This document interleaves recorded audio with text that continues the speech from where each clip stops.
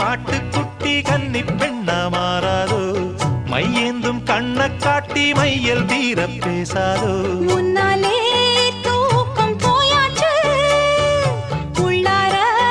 ஏதேதோ ஆயாச்சு நான் ஏரிக்கர மேலிருந்து 8 திசை பார்த்திருந்து ஏந்திழைக்கு காத்திருந்தேன் காணல்ல மணி 7 8 ஆன பின்னும் ஊரடங்கி போன பின்னும் சோறு தண்ணி வேணும்னு தோணல்ல